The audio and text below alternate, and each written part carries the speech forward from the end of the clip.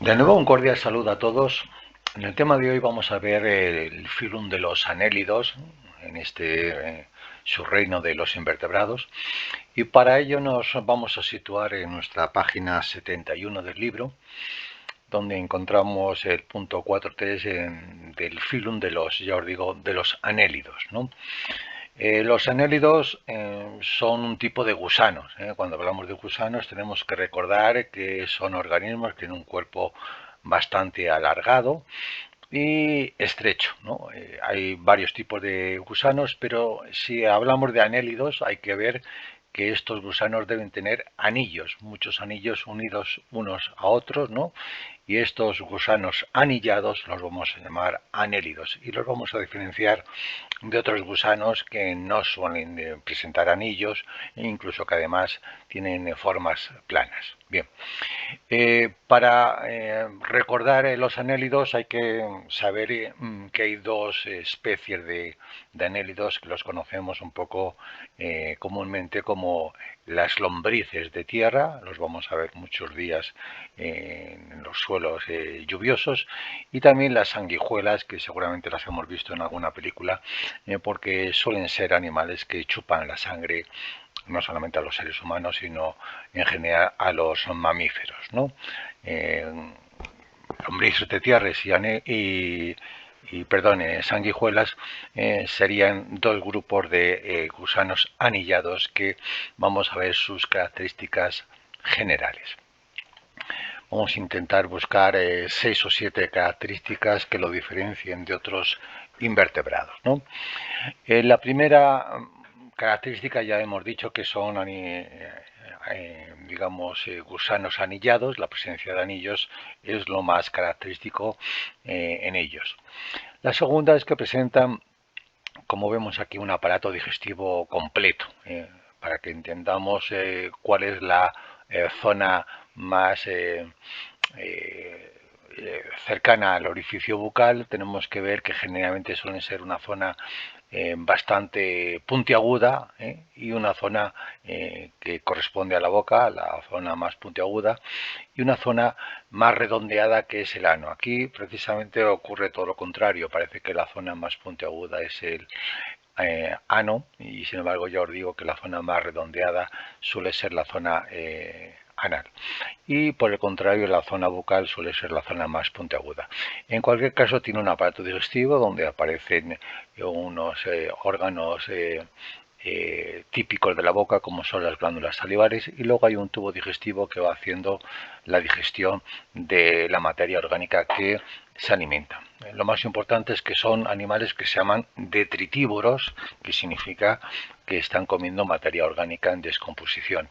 Les encanta, por ejemplo, comer hojas en descomposición, animales muertos en descomposición, y ellos lógicamente se van alimentando de esa materia orgánica, pero también sus heces fecales, que se eliminan lógicamente por el ano, también son elementos fertilizantes para las plantas. La mayoría de las plantas van a tener gran cantidad de materia inorgánica en sus heces y van a, de alguna forma, abonar los campos de cultivos que muchos agricultores la están utilizando para que sean más productivos, ¿no?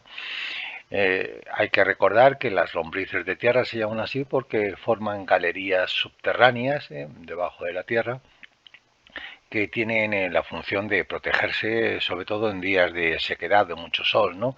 Pero que a las plantas les viene estupendamente esas galerías porque airean el terreno y favorecen que las raíces de las plantas se oxigenen bien y por tanto hagan su función de crecimiento y de absorción para estas plantas, ¿no? Por eso la segunda importancia de estos gusanos de tierra es no solamente que abonan los terrenos vegetales, los cultivos vegetales, sino que también airean esos terrenos y por tanto el crecimiento de las plantas, de esos cultivos, en muchos casos los agricultores lo utilizan para que también se desarrolle mejor, ¿no? Luego, una tercera característica es la presencia de la respiración.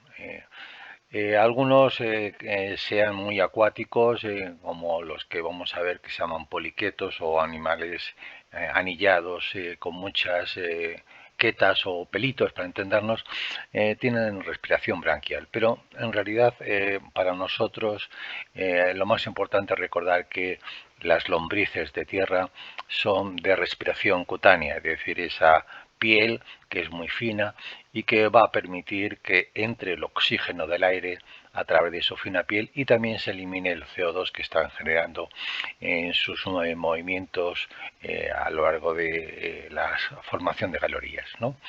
La respiración, por tanto, vamos a pensar que en su mayor parte es cutánea y nos vamos a olvidar de las branquias, que queda relegada a un cierto tipo de gusanos anillados, ¿no? También tiene un sistema circulatorio cerrado, no voy a hacer mucho hincapié en este punto, pero significa que la sangre que tienen estos gusanos anillados nunca sale de sus vasos sanguíneos. No es como la mayoría de los invertebrados, que tienen un sistema circulatorio abierto, que significa que la sangre a veces sale de los vasos sanguíneos y está como encharcando el cuerpo de algunas zonas del animal. Otra característica es su reproducción. Como la mayoría de los animales tienen reproducción sexual, pero hay que recordar que la mayoría de los gusanos anillados son hermafroditas, es decir, que se comportan como machos y como hembras y suelen unir una zona de un anillo especial que se llama el clitelo, un anillo bastante más grande que se sitúa generalmente en la zona próxima a la cabeza, y cuando ese clitelo o anillo gigante contiene tanto óvulos como espermatozoides, se intercambian esos gametos masculinos entre ambas lombrices de tierra, ya os digo que son hermafroditas, macho y hembra y a la vez, y se produce la fecundación, forman huevos y a partir de estos huevos van a formar lombrices normalmente de pequeño tamaño, ¿no? Quizá alguna característica más de estos anélidos es que presentan, por supuesto, un cuerpo muy musculoso. Suelen contraerse los anillos y luego expandirse, y de esa forma se van un poco arrastrando a través del suelo, ¿no? En sus partes inferiores de los anillos se encuentran unos pelitos que se llaman cerdas y que actúan como una especie de pisecitos que les sirven para moverse y aferrarse también al terreno. También hay que recordar que pueden presentar un aparato excretor muy poco definido y que en cada anillo van a presentar esos órganos que hemos llamado metámoros o anillos, donde se van a repetir una serie de órganos, como en este caso el aparato excretor, donde forman pequeñas productos, orinas, que son eliminados a través de unos poros que hay en cada anillo. Bien, pues para un poco repasar un poquito, vamos a ver imágenes reales de los anélidos y de otros gusanos anillados en un vídeo como el que tenemos aquí.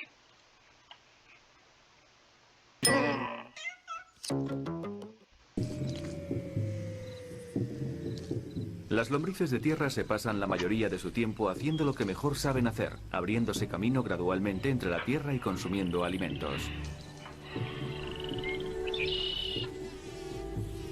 Tienden a comerse cosas muertas, plantas en descomposición e incluso restos de animales. Así que en realidad, una lombriz de tierra es un tubo infinito, un sistema digestivo con una cubierta exterior. Introducen el alimento por un extremo y lo van pasando y digiriendo por el camino, y lo expulsan por el otro extremo convertido en materia orgánica, que ahora podrán aprovechar las plantas como nutrientes.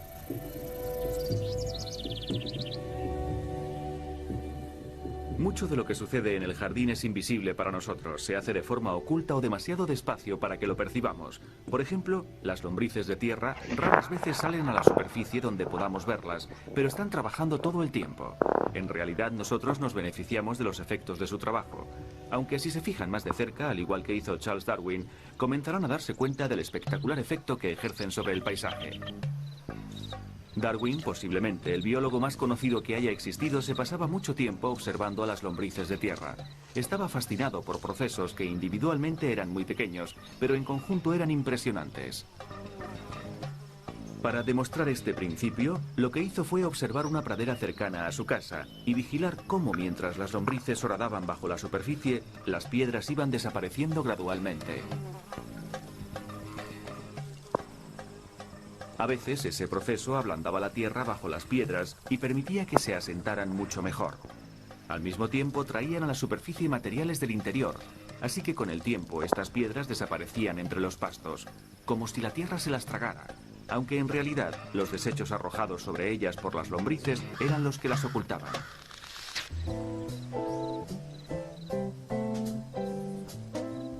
Como hay tantas lombrices de tierra y están realizando estos procesos continuamente, pueden ejercer un impacto tremendo sobre el suelo, tanto por los nutrientes que proporcionan a las plantas como por el hecho de que esas excavaciones de gusanos y milpies hacen que el suelo sea más abierto y esté mejor ventilado.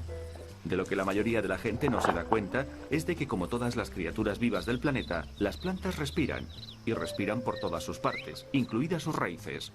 Unos suelos muy compactos son lugares difíciles para su crecimiento porque hay muy poco espacio para el movimiento de gases entre las raíces, así que es complicado que éstas puedan intercambiar gases para que se dé la respiración celular, necesaria a su vez para obtener energía. Las lombrices abren el suelo del jardín, permitiendo que se ventile, lo cual a la vez proporciona un mejor entorno para el desarrollo de las plantas. Las lombrices cubren un montón de territorio. Lo sorprendente es que lo hacen sin tener patas ni alas como otras criaturas. Lo que tienen es un cuerpo muy musculado cubierto de unas cerdas llamadas setas que les permiten arrastrarse a través del suelo.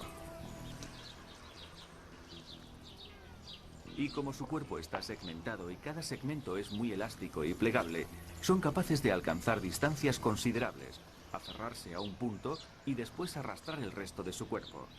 Así que pueden estirarse y encogerse, estirarse y encogerse.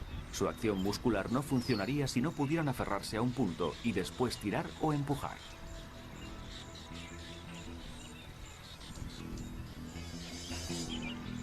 Si quieren observar lo potentes que son utilizando esas cerdas y cambiando el diámetro de su cuerpo, lo único que tienen que hacer es observar a un petirrojo o a cualquier otro pájaro intentando sacar a una lombriz de su madriguera. O si usted ha intentado capturar alguna para pescar, habrá observado lo mismo. Lo que sucede es que la parte posterior de la lombriz se aferra a un lateral, expanden las cerdas, se aferran a lo que tengan a su alrededor y ya pueden tirar lo fuerte que quieran que la lombriz resistirá. A veces lo que sucede es que si tiran demasiado fuerte, harán que uno de sus segmentos se suelte y acabarán con media lombriz. La otra mitad estará todavía en la madriguera.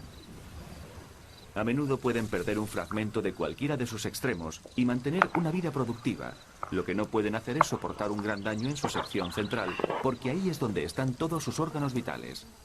Un extremo puede volver a crecer, pero la parte central es el centro de mando. Si tiene suerte y se escapa, comienza la persecución. Los gusanos no son famosos por protagonizar huidas tranquilas. Podrían llegar a sorprenderse del alboroto que son capaces de causar. Como las lombrices utilizan cerdas para moverse a través del suelo, constantemente están emitiendo un ruido similar al cepillado. Por lo tanto, criaturas como mofetas y petirrojos que están constantemente buscándolas, solo tienen que estar atentas al ruido de sus excavaciones. En una noche tranquila, si se tumban en el suelo con la cabeza pegada a la tierra, también podrán oírlo. Cuando hay un montón de lombrices trabajando a la vez, no es difícil percibir su presencia.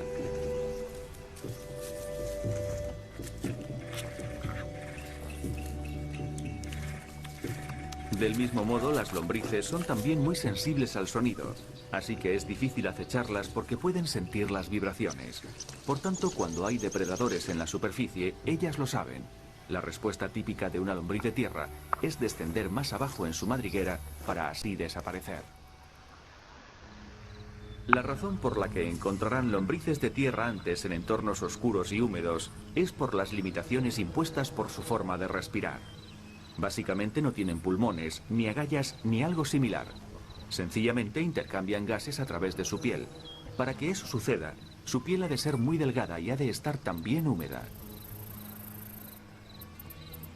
Eso, por supuesto, le impone ciertas limitaciones. Las lombrices no pueden vivir en la superficie expuestas a condiciones secas o cálidas durante mucho tiempo, porque su piel se secaría. Tampoco pueden ser muy gruesas, porque cuanto más grueso sea su cuerpo, sus órganos estarán más lejos de la piel. Esto determina su forma, un cuerpo alargado pero delgado.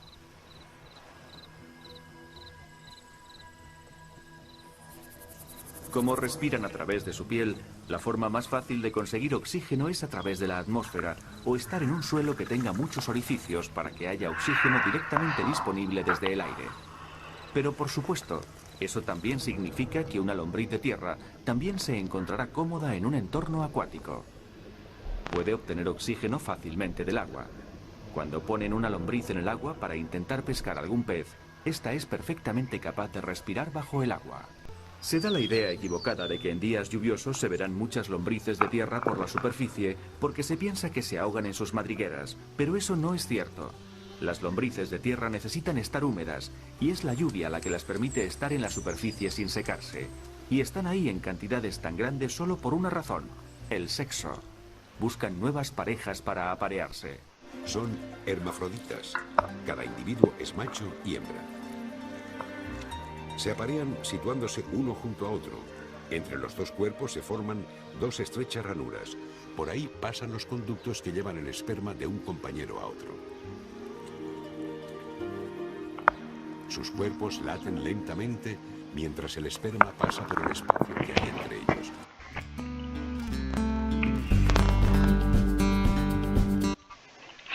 Bien, después de ver a estos lombrices de tierra, hemos visto varias especies, ¿no?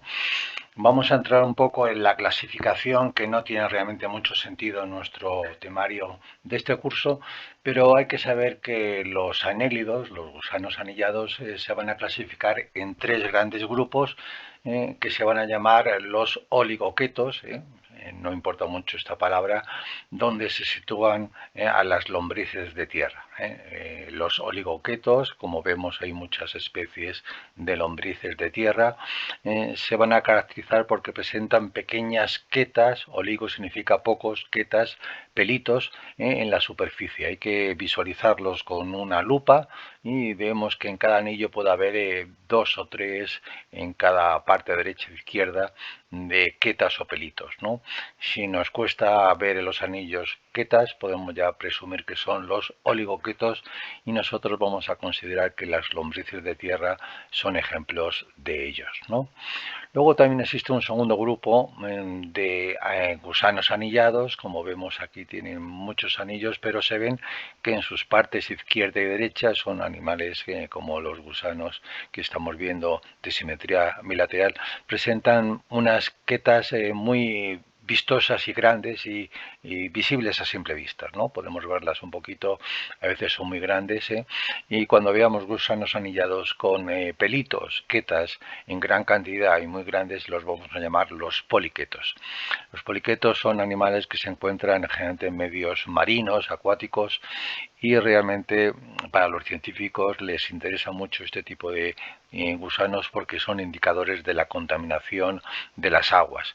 Cuando las aguas están contaminadas, al ser animales detritívoros, se alimentan de esa materia orgánica contaminada y en sus cuerpos se encuentran los contaminantes, ¿no?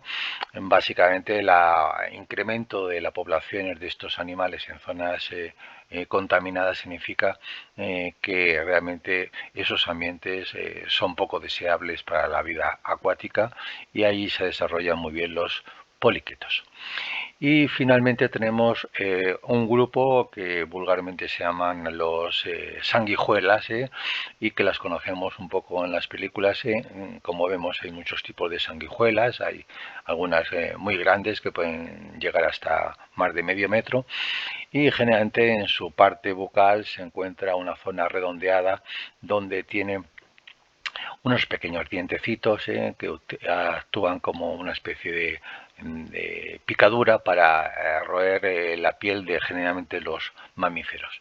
Suelen tener una sustancia anticoagulante, la heparina, y de alguna forma esa heparina evita que la sangre del animal que están parasitando pues se coagule, ¿no? y de ahí vienen los irunideos, que significa con sustancias heparinizantes o anticoagulantes, ¿no? Suelen tener también unas ventosas para fijarse un poco mejor en la parte posterior, ¿no? Y al final,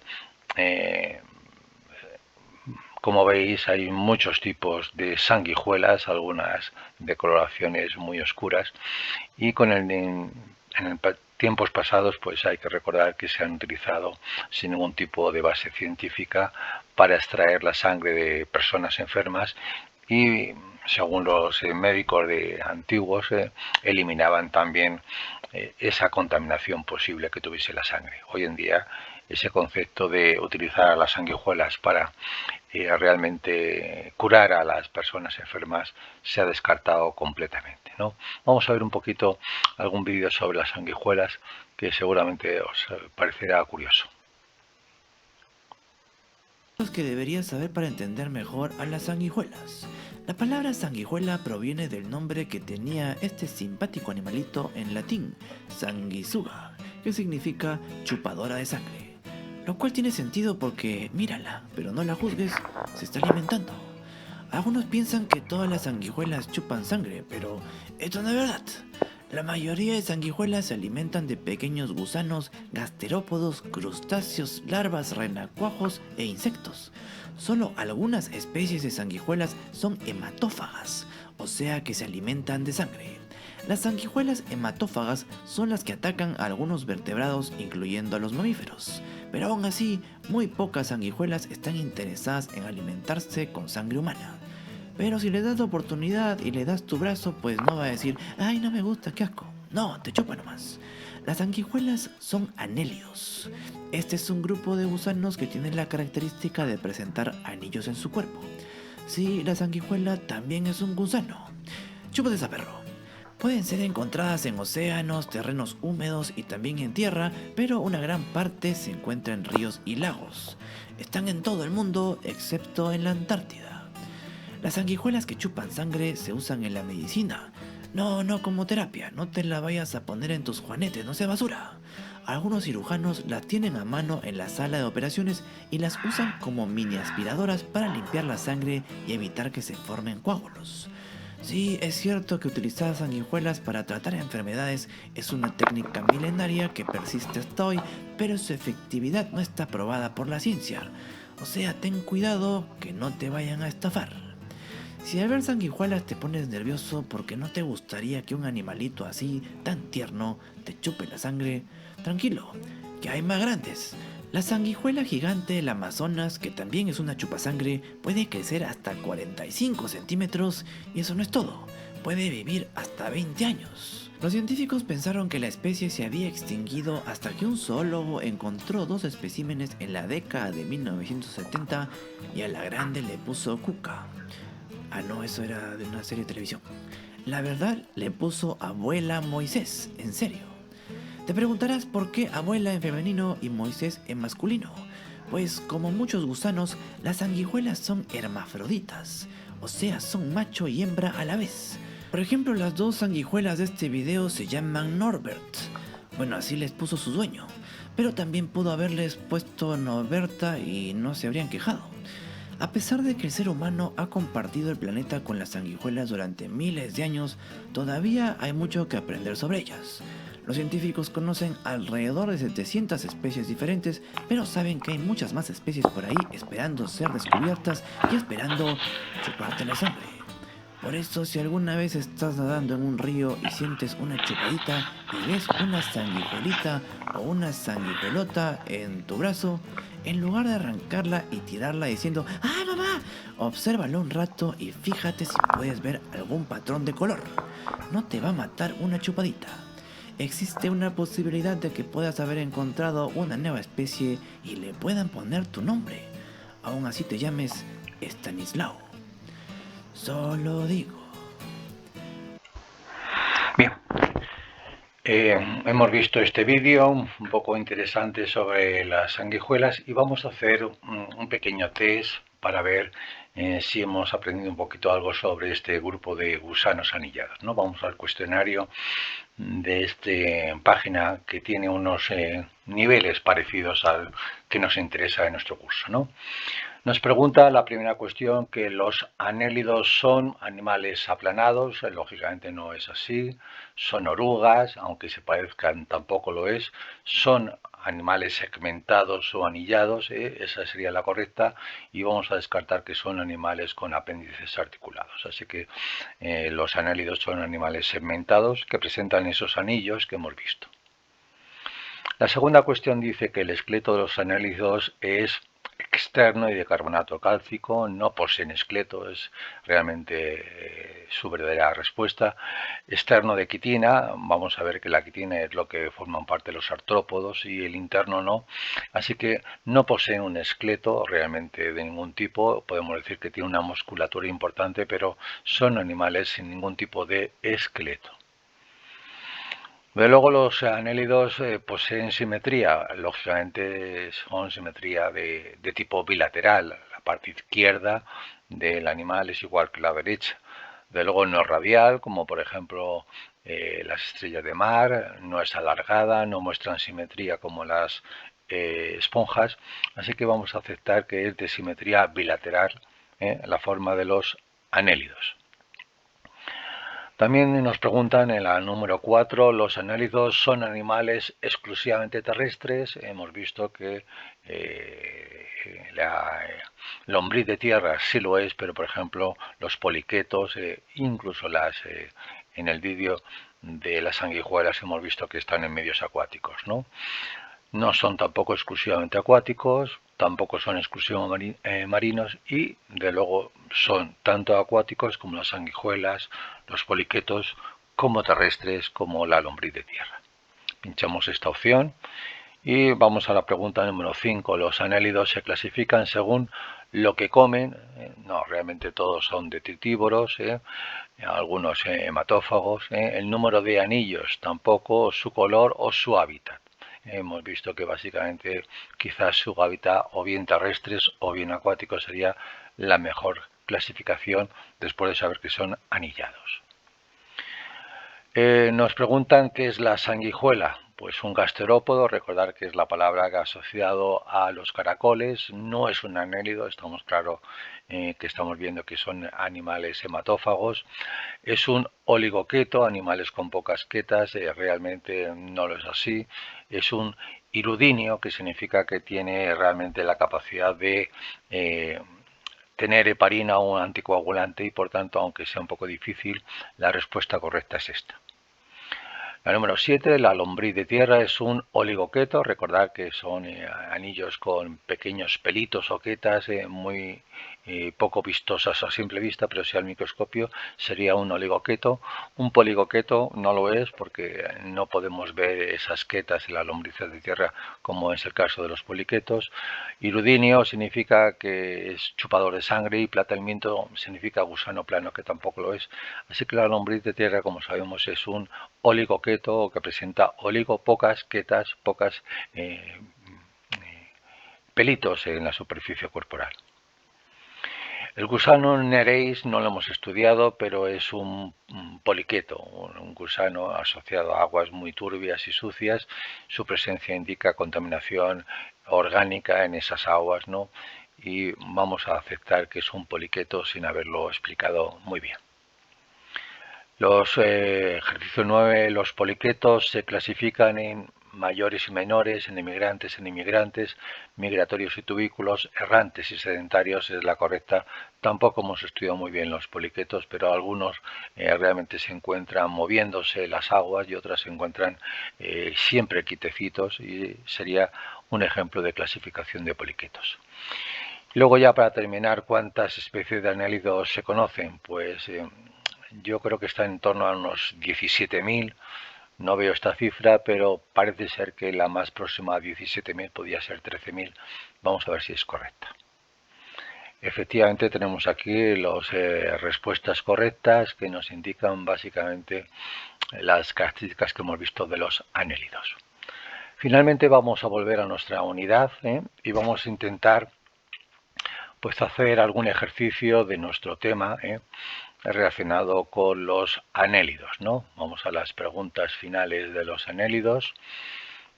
Al final de este tema vamos a encontrar cuestiones relacionadas con el tema de hoy.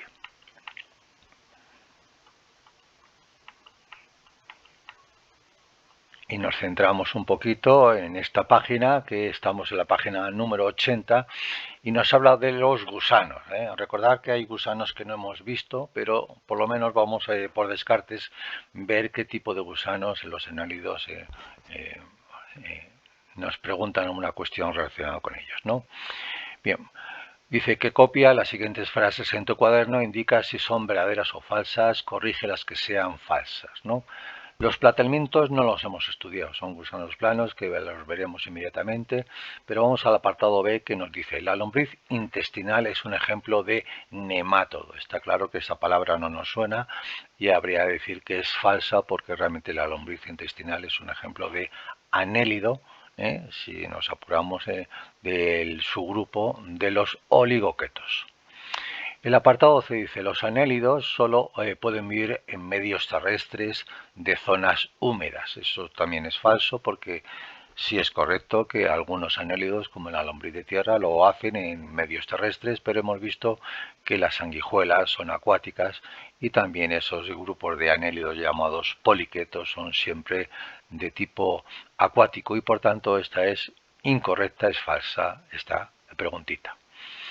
Y finalmente nos preguntan en el apartado D: los anélidos terrestres tienen respiración cutánea. Pues hemos visto que los lombrices de tierra lo son, y realmente es correcta, es verdadera esta afirmación. La pregunta 65 indica a qué filo pertenece cada uno de estos gusanos y justifica tu respuesta. Bien, pues este gusano no queda muy claro, es un gusano plano, lo vamos a omitir, ¿no? Pero el apartado B está claro que presenta una estructura de gusano, una forma más puntiaguda y otra más redondeada, con anillos intercalados en su cuerpo, y tenemos que decir que el apartado B es claramente un anélido, seguramente un oligoqueto, una lombriz de tierra. El ejercicio número 66 nos hace la siguiente cuestión. El tío de Jaime, agricultor de profesión, siempre le dice que es muy bueno que la tierra cultivable tenga lombrices de tierra. Pero Jaime no lo entiende porque piensa que podrían estropear las cosechas. ¿Qué le dirías para convencerle de que su tío lleva razón? Si os acordáis, hemos hablado de las lombrices de tierra, que tienen un doble papel. Básicamente, en primer lugar, son detritívoros y obtienen materia orgánica en descomposición y la transforma en una materia inorgánica que sirve de abono para las plantas, ¿no? Por tanto, las tierras cultivables, imaginamos un cultivo de, por ejemplo, de hortalizas, tomates, lechugas, no estaría de más que esta tierra estuviese llena de lombrices de tierra que abonarían, aparte del posible abono que pueda añadir el tío de Jaime, pues abonarían en las tierras y esas hortalizas crecerían mucho mejor. La segunda razón es que estas lombrices de tierra, pues ya sabemos que al hacer sus galerías crean zonas huecas del terreno que airean y permiten la llegada de oxígeno a las raíces de esas cosechas, de esas hortalizas, como estamos hablando de los tomates y lechugas, ¿no? Bien, pues esa aireación, gracias a la actividad de las lombrices de tierra, sería la segunda razón que favorece el crecimiento de estas cosechas del tío de Jaime. Por tanto, hay una doble razón: el abono inorgánico de las lombrices de tierra y también el abono y la aireación, de los terrenos frecuentados por esta gran cantidad de lombrices que suelen utilizarse mucho para lo que se llama fabricación de humus o materia orgánica con gran cantidad de abono en su composición. Bueno, pues yo creo que con esto está bien establecido lo que son los anélidos. Muchas gracias por vuestra atención. Nos vemos en el siguiente capítulo.